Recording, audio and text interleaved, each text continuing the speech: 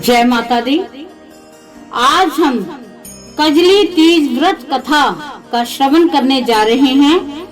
माँ जगदम्बा हम सब पर अपना आशीर्वाद बनाए रखे। तो शुरू करते हैं कजली तीज व्रत कथा। कजली तीज की पौराणिक व्रत कथा के अनुसार एक गांव में एक गरीब ब्राह्मण रहता था। भाद्रपद महीने की कजली तीज आई। ब्राह्मणी ने तीज माता का व्रत रखा। ब्राह्मण से कहा कि आज मेरा तीज माता का व्रत है, कहीं से चने का सातू लेकर आओ। ब्राह्मण बोला, सातू कहाँ से लाऊं? तो ब्राह्मणी ने कहा कि चाहे चोरी करो चाहे डाका डालो, लेकिन मेरे लिए सातू लेकर ही आओ। रात का समय था। ब्राह्मण घर से निकला और साहूकार की दुकान में घुस गया। उसने वहाँ पर चने की दाल, घी, शक्कर लेकर 1.25 किलो तोलकर सातू बना लिया और जाने लगा। आवाज सुनकर दुकान के नौकर जाग गए और चोर चोर चिल्लाने लगे। साहूकार आया और ब्राह्मण को पकड़ लिया। ब्राह्मण बोला, मैं चोर नहीं हूँ, मैं एक गरीब ब्राह्मण हूँ। मेरी पत्नी का आज तीज माता का व्रत है, इसलिए मैं सिर्फ ये 1.25 किलो का सातू बनाकर ले जा रहा हूँ। साहूकार ने उसकी तलाशी ली। उसके पास सातू के अलावा कुछ भी नहीं मिला। चांद निकल आया था। ब्राह्मणी इंतजार ही कर रही थी। साहूकार ने कहा कि आज से तुम्हारी पत्नी को मैं अपनी धर्म बहन मानूंगा। उसने ब्राह्मण को सातू, गहने, रुपए, मेहंदी, लच्छा और बहुत सारा धन देकर बहुत ठाठ से विदा किया। सबने मिलकर कजली माता की पूजा की। जिस तरह ब्राह्मण के दिन फिरे वैसे सबके ही दिन फिरे। कजली माता की कृपा सब पर हो। इसकी दूसरी कथा है सातुड़ी तीज, कजली तीज, कजली तीज, बड़ी तीज के दिन इस व्रत कथा को जो सुनता है उसके सुनने मात्र से कजली व्रत का उसको फल मिलता है। एक साहूकार था, उसके 7 बेटे थे। उसका सबसे छोटा बेटा अपाहिज था। वह रोज एक वैश्या के पास जाता था। उसकी पत्नी बहुत पतिव्रता थी, खुद उसे कंधे पर बैठाकर वैश्या के यहाँ ले जाती थी। बहुत गरीब थी, जेठानियों के पास काम करके अपना गुजारा करती थी। भाद्रपद के महीने में कजली तीज के दिन सभी ने तीज माता के व्रत और पूजा के लिए सातू बनाए। छोटी बहू गरीब थी, उसकी सास ने उसके लिए भी एक सातू का छोटा पिंडा बनाया। शाम को पूजा करके जैसे ही वो सत्तू पासने लगी, उसका पति बोला, मुझे वैश्य के यहाँ छोड़कर आ। हर दिन की तरह उस दिन भी पति को कंधे पैर बिठाकर छोड़ने चली गई, लेकिन वो बोलना भूल गया कि तुम जाओ। वह बाहर ही उसका इंतजार करने लगी। इतने में जोर से वर्षा आने लगी और बरसाती नदी में पानी बहने लगा। कुछ देर बाद नदी से आवाज आई, आग तारी जाग तारी, दोना खोल के पी, पिया प्यारी होए। आवाज सुनकर उसने नदी की तरफ देखा तो दूध का दोना नदी में तैरता हुआ आता दिखाई दिया। उसने दोना उठाया, 7 बार उसे पीकर दोने के 4 टुकड़े किए और चारों दिशाओं में फेंक दिए।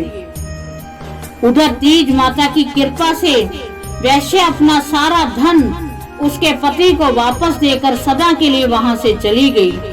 पति ने सारा धन लेकर घर आकर पत्नी को आवाज दी, दरवाजा खोल। तो उसकी पत्नी ने कहा, मैं दरवाजा नहीं खोलूंगी। तब उसने कहा कि अब मैं वापस नहीं जाऊंगा, दोनों मिलकर सातू पासेंगे। लेकिन उसकी पत्नी को विश्वास नहीं हुआ। उसने कहा, मुझे वचन दो, वापस वैश्य के पास नहीं जाओगे। पति ने पत्नी को वचन दिया तो उसने दरवाजा खोला और देखा कि उसका पति गहना और धन माल सहित खड़ा था। उसने सारे गहने कपड़े अपनी पत्नी को दे दिए। फिर दोनों ने बैठकर सातू पासा। सुबह जब जेठानी के यहाँ काम करने गई तो बच्चे बुलाने आए, काकी चलो सारा काम पड़ा है। उसने कहा कि अब तो मुझ पर तीज माता की पूरी कृपा है, अब मैं काम करने नहीं आऊंगी। बच्चों ने जाकर माँ को बताया, आज से काकी काम करने नहीं आएगी। उन पर तीज माता की कृपा हुई है। वह नए नए कपड़े गहने पहनकर बैठी है। काका जी भी घर पर बैठे हैं। सभी लोग बहुत खुश हैं। हे तीज माता, जैसे उस पर प्रसन्न हुई वैसे ही सब पर प्रसन्न होना, सबके दुख दूर करना। इनकी जो तीसरी कथा है उसका हम श्रवण कर रहे हैं। हर व्रत कथा के साथ पढ़ी और सुनी जाती है। ये एक पौराणिक लोक कथा। इस कथा के अनुसार एक लपसी था, एक तपसी था। तपसी हमेशा भगवान की तपस्या में लीन रहता था। लपसी रोजाना 1.25 सेर की लापसी बनाकर भगवान का भोग लगाकर जीम लेता था। एक दिन दोनों लड़ने लगे। तपसी बोला, मैं रोज भगवान की तपस्या करता हूँ, इसलिए मैं बड़ा हूँ। लपसी बोला, मैं रोज भगवान की सेवा 1.25 सेर लापसी का भोग लगाता हूँ, इसलिए मैं बड़ा हूँ। नारद जी वहाँ से गुजर रहे थे।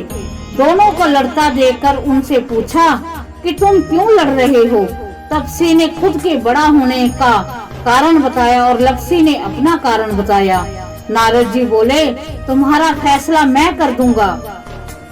दूसरे दिन लपसी और तपसी नहाकर अपनी रोज की भक्ति करने आए तो नारद जी ने छुपकर 1.25 करोड़ की एक एक अंगूठी दोनों के आगे रख दी।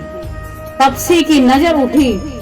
जब अंगूठी पर पड़ी तो चुपचाप अंगूठी उठाकर अपने नीचे दबोच ली और लपसी की नजर अंगूठी पर पड़ी, लेकिन उसने ध्यान नहीं दिया। भगवान को भोग लगाकर लापसी खाने लगा।